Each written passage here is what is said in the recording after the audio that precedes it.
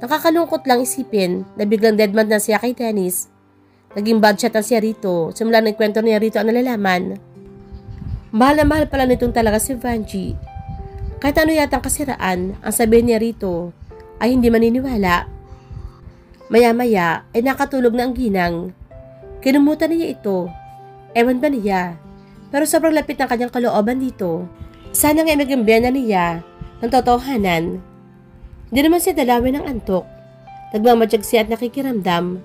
Alam niya ilang oras mula ngayon, may magaganap na hindi ka nais-nais sa bahay na ito. Ang hangad lang niya, wala sana mangyaring masama sa mag-ina. Babahagya pa siyang natutulog na makarinig na mararahang katok. Kasabay niyon ay tumunog ang cellphone. May nag-send ng message. Kaagad niyang binasa iyon.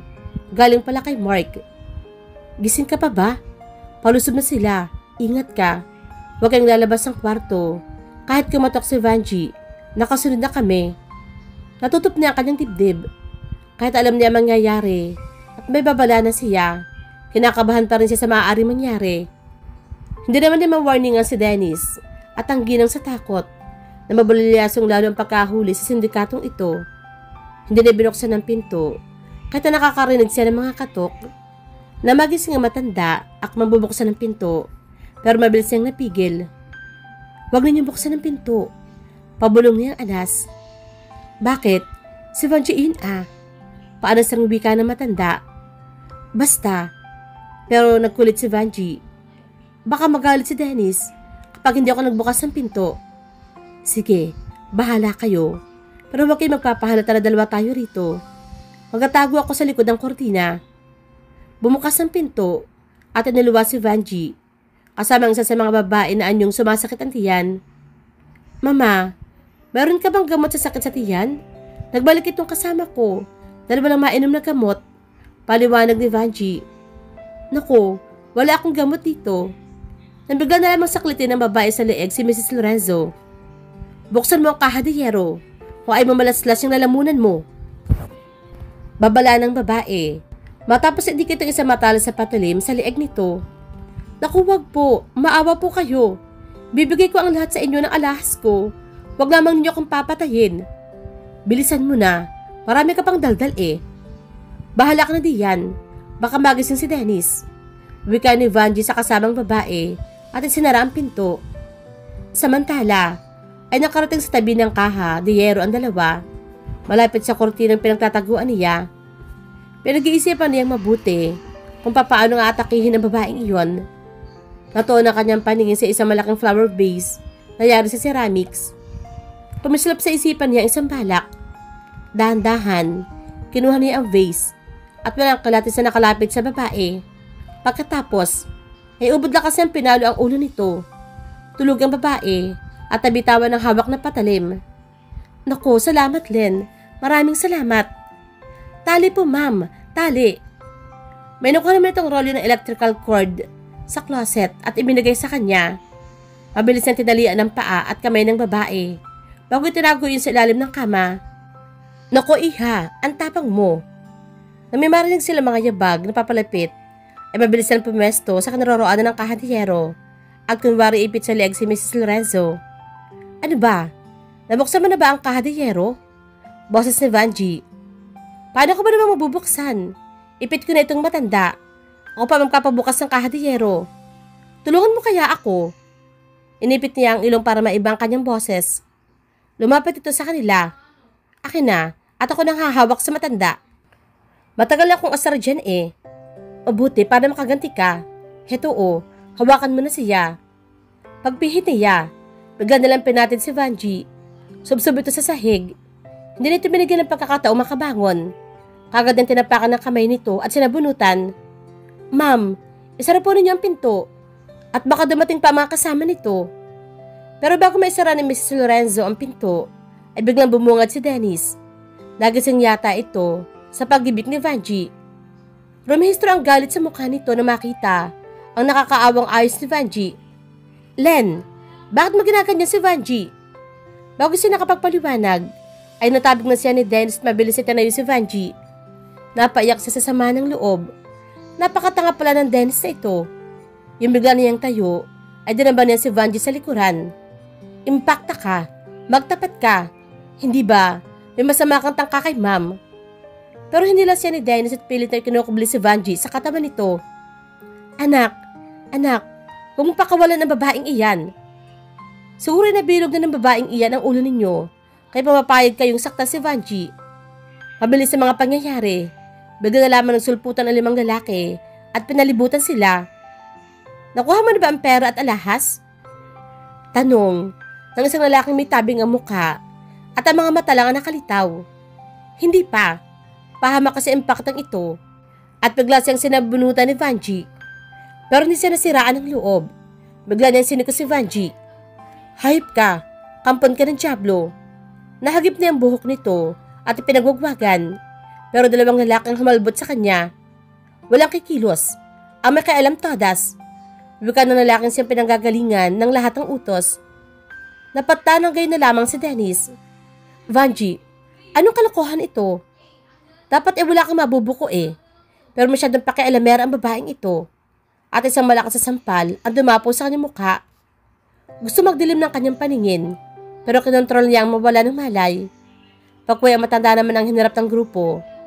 Pasabunutin nila ito ng isang lalaki, palapit sa kahadiyero. Sige tanda, buksan mo ang kahadiyero. Bitawan mo ang mama ko. Tinangkang umalpa si Dennis, pero isang tadyak ang inabot ito sa mukha. Samantala, unti-unti nagbabalik ang kanyang lakas. Ilang ulit siyang huminga ng malalim at ang makaramdam ng lakas. Ubod din kinagat ang kamay ng lalaking pumipigil sa kanya. Umaaringking na nabitawan siya nito. Mabilis na nadukot niya ang kanyang balisong. Wala siyang alam kung paano gumamit ito, pero nahalbot niya si Vanjie at iniumang sa liag nito ang patalim. Sige, magkamatayin na tayo. Isang maling kilos ninyo, lasal sa liag ng bruhang ito. Ako mang susugod ang mga lalaki, pero malakas sa sinaway ng pinaka-leader. Huwag kayong gagalaw, baka masaktan si Vanjie. Ganyan nga, magpakabait kayo, dahil inuubos ninyo ang bait ko. Gusto ko nang gilitan ng liag ang babaeng ito kanina pa. Huwag Len, maawa ka. Pag makaawa ni Vanjie, impakta ka. Nang saktan mo ba si Mrs. Lorenzo, ay naawa ka ha? Sige, pakawalan ninyo si ma'am. Kung gusto niyo iligtas pa ang buhay ng babaeng ito, do or die na ako. Patay kung patay. Kaya pag kumilos kayo na masama, todas ng bruhang to. Pinakawala naman ng mga lalaki, ang matanda. Isunod niyo si Dennis. Inuuto mo ba kami? Kahit hindi ka nautuin, palagay ko, ay mukhang utu-uto ka ng talaga. Ba't kinagalit ako ng babaeng ito Hep, idiniin niyang lalo ang patalim sa liag ni Vanjie. Badong, pigilan mo yung mga tauhan mo. Baka maputol ang leeg ko. Tigil daw, tigil. Halata ng pagkalito sa tinig ng pinaka-leader kung kaya pinakawala na rin si Dennis. Kung nalalaman lang ng grupo, nanginginig ng buo niyang katawan sa takot na hindi naman talaga siya matapang. Maya-maya ay nakarinig siya na rumaragas ang yabag sa hagdan. Dumating ng mga saklolo ng pinangungunahan ni Mark at ang otoridad ng Baguio. Wala lang nagawa ang grupo ng isa-isa itong damputin ng mga pulis, pati na si Vanjie. Hayun pa ang isa nakatali. Turo ni Mrs. Lorenzo sa nakataling bihag. Sweetheart, hindi ako kasali sa kanila. Napilitan lamang ako makisali dahil gusto nila kayong patayin. Pero parang walang narinig si Dennis. Sa halip ay siya nilapitan nito. Are you okay, Len? Parang bigla siyang nanghina ng hawakan ni Dennis. Pagkahalong sama ng loob at kilig, ang kanyang nararamdaman ng mga sandaling iyon. Naku, Len, ang tapang mo. Bilib na bilib ako sa'yo. Tuwang-tuwang wika ng ginang. Noon na ubos ang pagkatapang-tapangan niya at lumabas ang ipong takot at nervyos sa kanyang katawan. Bigla siyang hinimatay sa harapan ni Dennis. Pagmulat ng kanyang mga mata, puno ng mga fresh flowers ang nabungaran niya. Nang igala ang mga mata, nakita niya naroon si Mrs. Lorenzo, ang mag-asawang Antonio at Violet, mag-asawang Ronald at Mika at si Dennis. Nagising na ang ating hero. Mga palakpak na wika ng Mrs. Lorenzo. Ano ang nangyari sa akin? Napabalik po siya ng bangon na mapagtanto na sa isang ospital pala siya. Nahimatay ka, Len. Nasobrahan kayata ng tapang at mahimasmasan, nasobrahan naman ng takot. Wika ni Violet. Pero alam mo, very proud kami sa'yo. Alam mo ba na ang nahuling grupo ay matagal na palang wanted sa batas? At take note, may cash reward pa palang nakapatong sa ulo ng mga iyon. Marami na kasi silang nabiktima, mga balikbayan na Pilipino, mga mayayaman dito sa ating lugar. Naupo sa kanyang tabi, si Mrs. Lorenzo. Naku iha, napakalaki ng utang na loob namin sa iyo ni Dennis. Kung hindi sa'yo, baka kung napaano na kami ng anak ko. Mabuti pa ho kayo. Naniniwala kayo na tapat ang layunin ko na ipagtanggol kayo. Mayroon ho kasing tao na bulag at walang tiwala sa kapwa. Mas gustong pagtiwalaan ng mga taong sinungaling at walang modo. Dire-diretsyong wika niya na ang pinatutungkulan na si Dennis. Meron bang ganung tao, Len? Si Bolet. Meron akong kilalang taong ganoon. Hindi tumatawa niyang wika. And I hate him very much. Umahon siya sa kama. Ilabas niyo na ako. Gusto ko nang umuwi. Nakakatuwa kayo ah. Akala mo naman may masamang nangyari sa akin. At naririto kayong lahat. Worried kaming lahat para sa'yo, Len. Si Dennis nga, ang lalong takot at takot para sa'yo. Iniisip niya na baka na-trauma ka sa nangyari. Bakit naman ako magpapatrauma? Para yun lang. Iha, talaga bang kaya na ng katawan mo? Oo, ma'am. Okay na ho ang pakiramdam ko. Naubos na ang lahat ng takot sa katawan ko. Ibig mong sabihin, may takot kang nararamdaman kanina. Pero kung umasta ka, parang wala kang katakot-takot. Kung nalalaman niyo lang ho, ma'am, sobrang hinig ho ako sa takot kanina. Nagtapang-tapangan lang ako, kaya nga ho hinimatay ako sa sobrang takot. Hindi ko alam kung paano ko nagawa iyon. Niyakap siya na mahigpit ang ginang. Napakalaki talaga ng utang na loob ko sa iyo, Len. Maraming salamat sa iyo ha. Habang buhay kong tatanawin na utang na loob ito sa iyo. Wala po yun, ma'am. Kayo pa? Mahalaga kayo sa akin. Pagkaway ko malasya sa pagkakayakap ni Mrs. Lorenzo. Niyakap na yan ng isa-isa sina Mika at Ronald at sina Antonio at Bolet. Pero hindi na pinansin si Dennis. Let's go na po. Uwi na tayo. Ihatid ka namin sa bahay mo, iha. Hindi na po. Kina Bolet na lang po ako sasabay. Tawag iyon buhat kay Dennis, pero binagsakan niya ito ng telepono. Akala yata ng lalaking iyon ay maalis ang gayon na lamang ang kanyang sama ng loob dito. Matapos yung paghinalaan ng kung ano-ano at palabasing sinungaling, may lakas pa ng loob na kausapin siya nito. I hate you, Dennis. Promise ko sa aking sarili, buburahin na kita sa aking isipan. Ilang araw siyang dito maon ng tindahan at nagpersinta mag-alaga na lang muna kay Abby. Ayaw niya makita si Dennis, ni anin ng lalaking iyon, ay hindi na gustong masilayan. Maging si Mrs. Lorenzo, ay hindi niya kinakausap sa telepono sa tindi ng kanyang sama ng loob. Magtapat ka ng bata ka. Bakit pa gano'n na lamang ang laki ng galit sa iyo ni Len? Ano bang ginawa mo sa kanya? At pati ako, ayaw nang kausapin. Sita ni Mrs. Lorenzo sa anak mo si Dennis. Ma, nasaktan ko ang kalooban ni Len. Sobra. Kasi, na magsumbong siya sa akin hinggil sa mga plano ni Vanjie, ay hindi ko siya pinaniwalaan at binara ko pa siya. Amin ni Dennis. Kaya pala, gano'n na lamang ang sama ng loob ng batang iyon eh. Alam mo ba, Dennis, kung paano sinakripisyo ni Len ang kanyang buhay, alang-alang sa atin. Hindi gagawin ng batang iyon ng gayong pagmamalasakit sa atin kung hindi tayo mahalaga sa kanya. Pinag-iisipan ko rin iyan, Mama. Napakabait sa atin ni Len nung una pa lang. Actually, siya una nating nakilala pero siya hindi ko nabigyan ng atensyon. Kay Bolet ako na in love. Sa pagkakabanggit ni Bolet sa akin, na in despair daw si Len. Alam mo ba anak, may duda ako. Hindi kaya sa iyo siya na in despair. Kasi madalas ka niyang tinatanong sa akin nung nasa Australia ka pa lang. Baka nga mama, kasi na magbalik ako buwan sa Australia, siya rin na nagpakita ng pagmamalasakit sa iyo at sa akin. Pero kung totoo man iyon, sinaktan ko ang kanyang damdamin. Ikaw ba, Dennis? Walang nararamdamang pagtingin dyan kay Len? Aba, kung iyan naman papangasawa mo, hindi ako tututol. Dalawang kami kung tatanggapin yan. Ito nga ang malaking problema ko, Mama. Iba itong nararamdaman ko para sa kanya ngayon. Parang naharang lang ni Vanjie ang atraksyong nararamdaman ko sa kanya nang muli ko siyang makita na magbalik ako rito sa Baguio. Bakit? Ano ba ang nararamdaman mo sa kanya noon? Nagandahan ako sa kanya. Na-attract. I thought, ordinaryong pagkagilo lamang ang lahat. Pero mukhang hindi siya ganun kasimple. Parang sangkot yata ang puso ko. Kasi bakit hindi man lang ako nalungkot sa pagkawala ni Vanjie? Hindi mo talagang mahal si Vanjie kung ganoon.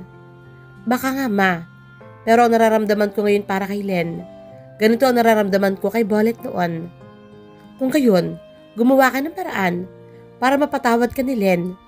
Huwag ka na magpatumpik-tumpik pa dyan at baka tuloy na magalit sa iyong batang iyon. Dinedma mo naman si Dennis.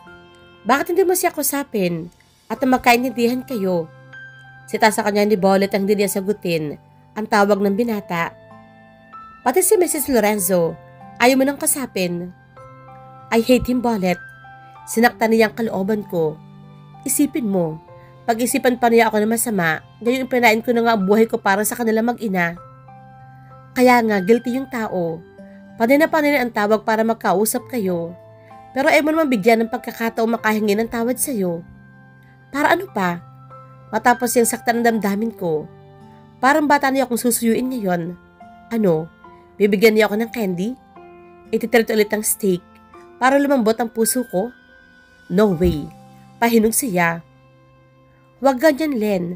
Mag-usap kayo. Hindi mo siya masisisi. Siyempre, hindi naman niya iniisip na gagawin ni Vanjie yun sa kanya. Nagtiwala siya rito. Kaya naman, guilty siyang talaga kaya gusto ko makausap. Sobrang sakit ang nararamdaman ko. Ewan ko, kung maintindihan ko siya. Akala ko ba mahal mo si Dennis? Oo, pero sobrang ginawa niya sa akin. Napahikbi siya. Ang tunay na pag-ibig, lagi may kakabit na pagpapatawad. Kapain mo ang sarili mo. Kung talagang mahal mo si Dennis, mapapatawad mo siya. Ano ba may hita ko? Kahit napatawarin ko ang lalaking iyan, wala naman siyang damdamin para sa akin.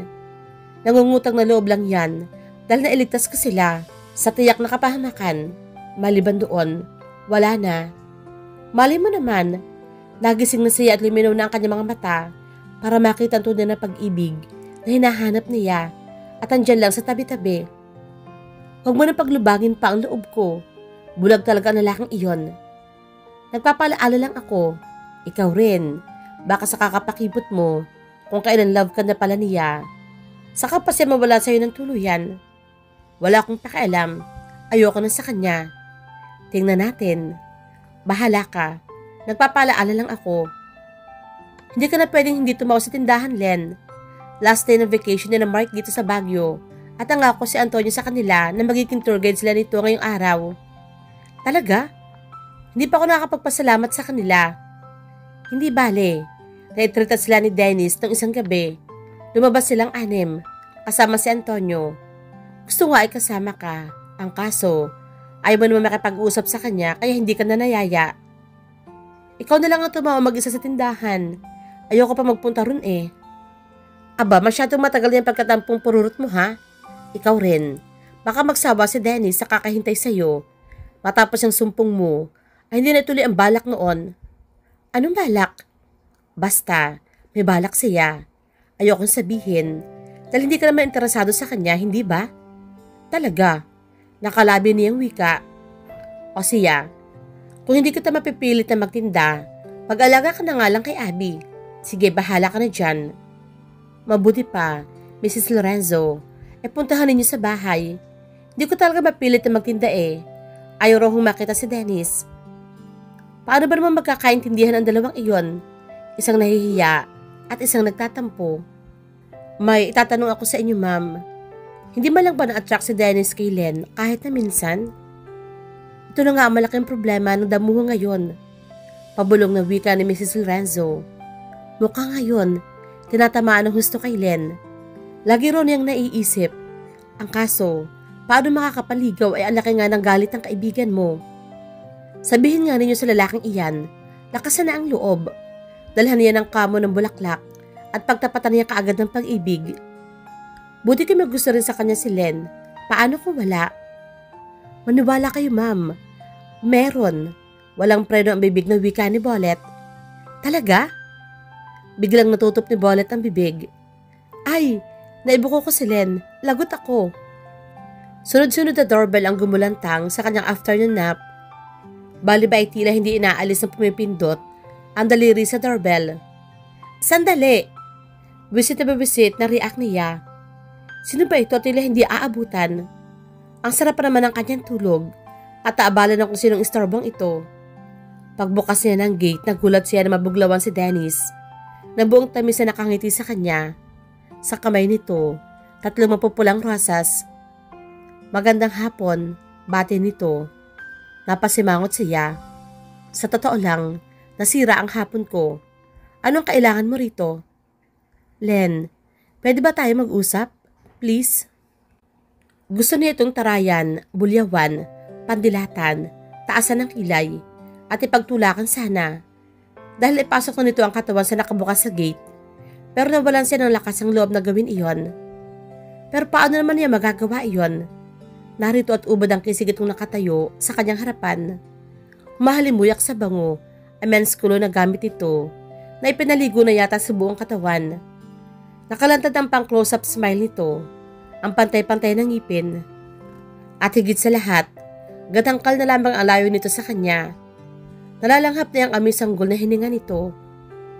Talaga bang hindi na maaalis ang galit mo sa akin? Hindi. Pagagalit-galitan niya. Pero hindi naman mataas ang kanyang boses. Kahit na mag-offer ako ng peace offering? Peace offering ka dyan. Akala mo, ganun lang kababaw ang kasalanan mo sa akin. Inirapan niya ang binata. Alam ko naman na malaki ang kasalanan ko sa iyo eh. Kaya nga gusto kitang makausap. Ayaw mo naman akong kausapin. Nanggilid ang kanyang mga luha hanggang sa mapasingot-singot siya. Akala mo kung sino ka, namimintang ka. Akala mo maganda yung nobya mo, ang yabang-yabang mo. Sorry na Len, please naman, batiin mo na ako. Pagsusuma mo ng binata. Napaiyak siya ng tuluyan. Nakakainis ka Dennis, alam mo ba? Sobrang sakit ang loob ko ang ibinibigay mo sa akin. Huwag ka nang umiyak o. Lalo ako nagigiltan yan eh. Dumukot ito ng panyo sa bulsa at pinunasan ang kanyang mga luha. Tinapunan niya ito ng irap. Talaga bang hindi na maaalis ang galit mo sa akin? Pwede ba? Tumuli ka muna. Baka magising ang alaga ko sa itaas. Lalong lumuwag ang ngiti ni Dennis. Mabilis itong pumasok at sumunod sa kanya sa loob ng bahay. Thank you, hindi ka nagalit. Hindi pa tayo bate. Hindi ko pa tinatanggap ang peace offering mo. At least, hindi mo na ako binubulyawan. At saka hindi mo na ako tinitingnan na masama. Nakarating sila sa loob ng bahay. Pinaupo nito sa sofa. Oh, ano ngayon ang gusto mong sabihin? Ano ang gusto mong mangyari? Magbati na tayo. Di na kasi ako tatagal sa ganitong sitwasyon, Len. Kung nalalaman mo lang kung gaano ako nahihirapan. Hindi ko gusto magalit ka sa akin. Lalo hindi ko gusto masaktan, Dennis. Pero sinaktan mo ako ng sobra. Kung nalalaman mo lang kung gaano ko itinago sa dibdib ko ang damdamin ko para sa iyo. Umihikbi na naman siya. Lumaglag na ang kanyang luha.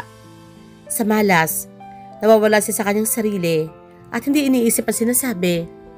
Alam mo ba, lagi mo na lang sinasaktan ang kalooban ko. Nang ligawan mo si Bolet noon, na-hurt ako, na magtungo ka ng Australia. Hindi na tumibok ang puso ko sa iba. Na magbalik ka. Muli mo akong sinaktan ng malaman ko. Kasama mo ang nobya mong si Vanji. Tuloy ang nahilam siya sa luha. Hindi pa rin iniisip ang sinasabi. Ang tanging niyang nais ay mailabas ang emosyong nararamdaman niya na mga sandaling iyon. Sinikap kong mapalapit sa iyo. Pati personalidad ko, binago ko. Sa hangad kong mapansin mo. Nakipaglapit ako sa mama mo. At ang mapunak ko na may ginagawang kalokohan si Vanji, sinundan ko siya. At ang kanyang mga kasama at narinig ko ang kanilang plano laban sa iyo. Habang tumatagal ang kanyang kwento, lalong bumabalong ang kanyang mga luha. Itinago ko ang nalalaman ko, pero humingi ako ng tulong kina Antonio. Na nagkataong kakilala ang secret agent na si Mark. Sinubaybayan nila si Vanji at ang grupo nito na nagkataong dumating rin sa Baguio.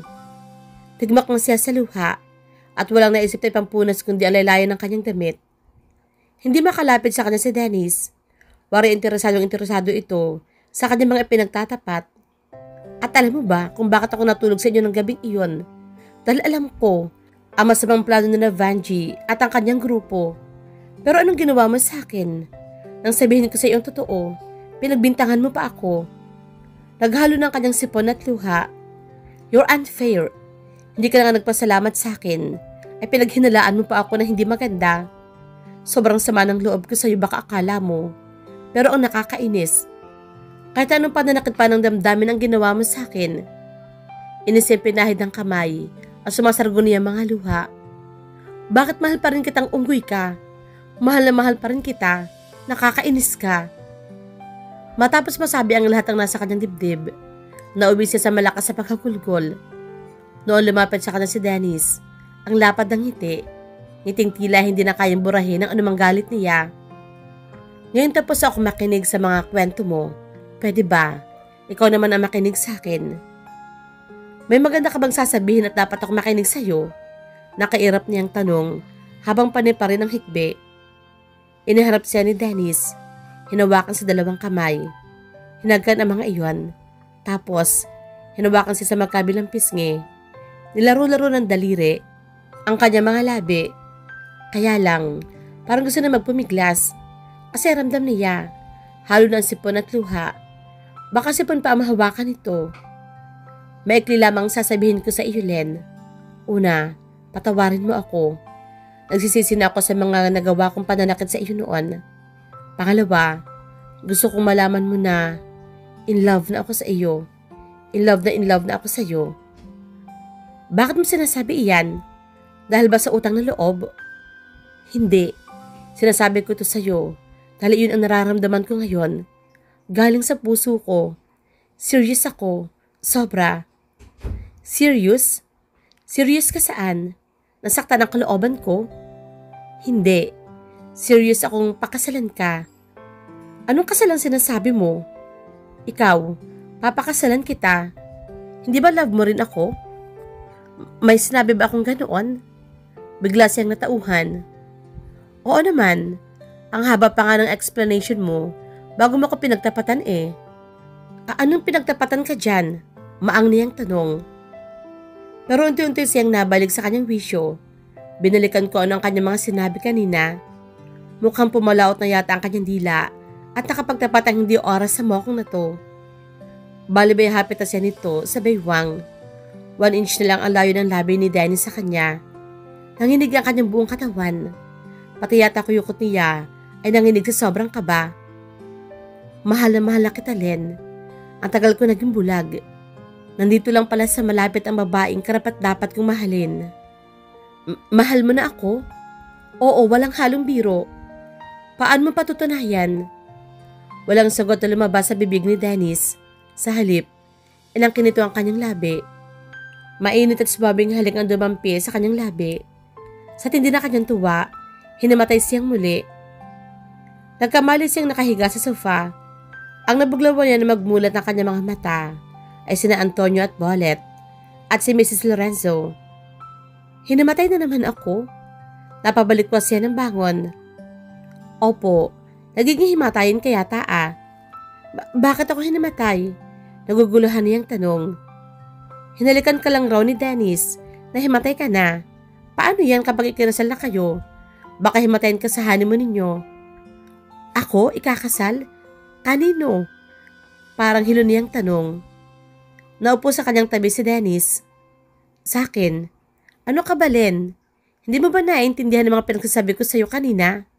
At saka ikaw, yung mga sinabi mo sa akin, nakalimutan mo na ba? Na, sabi mo, mahal na mahal mo pa rin ako sa kabila ng lahat na nasaktan kita noon. Nasabi ko ba yun? Parang ngayon lang siya biglang natauhan. Oo naman, kaya nga tubang-tuwa ako eh.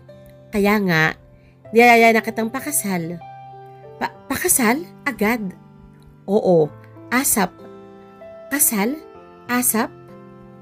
Tumango ang binata, pero hindi niya matagalan ng tuwang nararamdaman. Parang bigla-bigla siya sa bilis ng mga pangyayari. Hinimatay siyang mulit. Araw ng kasal nila ni Dennis. Matapos himatayin at mahimasmasan ng ilang ulit, napalagay rin ang kanyang kalooban. Sa totoo lang, sobrang excitement at sobrang hindi siya makapaniwala na iibig sa kanya ang binata at papakasalan siya nito. Kaya naman, ilang ulit siyang hinimatay noon. Pero sa araw na ito, nag-promise siyang hindi na ulit hihimatayin. Nagkakandaiyak siya sa sobrang tindi ng tuwa ng lalaking minahal niya noong una ay mahal na rin siya ngayon at makakatuluyan pa niya. Ngayon niya naisip, kapag itinakda ang dalawang tao, no matter what, come what may, walang pwedeng humaglang na makakatuluyan ang mga taong iyon. At ngayon nga, naririto sila sa isang rest house na pag-aari rin niya na Dennis. Ikinakasal sila sa malawak na garden. Puro fresh flowers ang paligid na improvised na altar na ginagamit sa kanilang kasal. Catered ang pagkain. Wala siyang masabi sa sobrang tuwa sa marangyang kasal na ibinigay ni Dennis sa kanya. At isa pa natutuwa siya na botong-boto sa kanya ang mama ni Dennis. Ano pa nga ba ang kanya mahihiling sa pagkakataong ito na magsabog ng blessings ang Panginoon sa kanya? Sobrang ibinigay. Len, inuulit ko, tinatanggap mo bang maging kabiyak ng puso si Dennis at nangangakong mamahalin siya sa hirap at ginhawa? Tanong ng pare. Inulit pa nito ang tanong dahil sumasalimpad ang isipan niya sa masasayang memorya. Opo, Father. Matapos ang seremonya ng kasal, ay hinalikan siya ni Dennis sa labi. Ang lakas ng palakpak ni Bolette, may kasama pang kantsaw. Napatawa siya sa reaksyon ng kaibigan. Nalaala pa niya kung paano pa niyang pinagsilosan ito noon na malaman niya nililigawan ito ni Dennis. Pero love talaga ni Bolette si Antonio, kung kaya naman hindi nito sinagot ang binata. Naisip niya, para talaga kay Antonio si Bolette at siya ang para kay Dennis. Mahigpit siyang niyakap ni Dennis sa harapan ng mga bisita. Parang hindi siya mabitaw-bitawan nito. I love you very much, Len. Panagbukas lang ako ng mga mata, siguro noon pa tayo ikinasal. No regret, please. Ito talaga ang araw na tinakda para sa ating dalawa. Ang importante, tayong dalawa pa rin. Mahal na mahal kita, Len. Tandaan mo yan. Ako rin, sobrang love kita. Hoy, ang daming nakatingin sa inyo. Mamaya na yan. Picture taking muna. Kantsaw ulit ni Bolette. Napilitan sila magkalas. Sunod-sunod na flash ng kamera ang sumunod. Halos lahat ng mga tao may kaugnayan sa kanila ni Dennis ay gusto magkaroon ng souvenir picture na kasama sila. Kabilang sa mga naging bisita nila, ang 4 na secret agents na nagkaroon ng malaking papel para mailigtas ang buhay na Dennis at Mrs. Lorenzo. All expenses paid ang offer ni Dennis sa mga ito, makadalo lang sa kanilang kasal. Paano mga pare? Hindi kami pwedeng magtagal rito. Nagagalit ang aming boss sa amin. Panero ang aming gala, ang wika ni Mark. Sayang, sana'y magtagal pa kayo rito. Kahit ilang araw lang. Wika naman ni Antonio. Hayaan mo, kapag may kinasal sa amin, dito namin unang dadalahin para naman ma-enjoy namin ang gusto itong Baguio. Wika naman ni Lucas. Promise yan ha? Si Bolette. Teka, kapag nangailangan ba kami ng serbisyo ninyo, pwede ba kayo mahinga ng tulong? Tanong ni Dennis. Oo naman, all the time. Pakontak lang ninyo kami kay Antonio. Nung makaalis sa mga bisitang secret agent, nagsimula na rin magsialisa ng mga bisita, maliban kina Bolette at Mika. Sayang hindi nakadalo si Pia. Di bale, may regalo naman silang Hong Kong trip sa amin, wika niya. Ang bait-bait talaga ng kaibigan nating iyon. Kahit na may asawa na, wala pa rin tigil ng kakatulong sa atin. Talagang mabait si Pia, pero kayong dalawa, hindi kayo mabait. Bakit? Maang na tanong ni Bolette. Ayaw niyo pang umuwi. Gusto na namin ng mister ko na mapagsolo kami, no? Ay, oo nga pala. Napahalakak si Mika. Tayo na, Bolette. Gets ko na. Dito nga pala sila matutulog sa rest house na to ngayong gabi at bukas ang lipad patungong Hong Kong. Ay, salamat. Nakahalata rin. First night nilang matutulog ni Dennis bilang mag-asawa. Walang sawang pinagbabasta niya ang mukha ng lalaki habang natutulog ito. Katatapos lang niyang maligo at nakatalugan na ni Dennis ang paghihintay sa kanya. Sobrang love niya talaga ito and she made a vow to herself na papakamahalin ang lalaking ito habang buhay. Hinalikan niya ito sa pisngi na kinagising naman ng asawa. Maluwang itong napangiti. Sorry ha, wala akong balak na tulugan ka. Lalo pa at first night natin. At hindi naman ako papayag no? Gigisingin at gigisingin kita. Pilyan niya yung wika. Ganoon? Sinimulan siyang halikan ni Dennis bago pinatay ang switch ng lampshade na tumatanglaw sa kanila. Ano man ang susunod nilang gagawin, hindi na tayo kasali roon. Basta ang tiyak niya, they will live happily ever after. Dito na po nagtatapos ang kwento ni na Dennis at Len. Sana po ay naibigan ninyo ang kanilang kwento ng pag-ibig. Samahan niyo po muli ako sa panibagong kwento na ibabahagi ko sa inyo. Marami pong salamat. God bless everyone.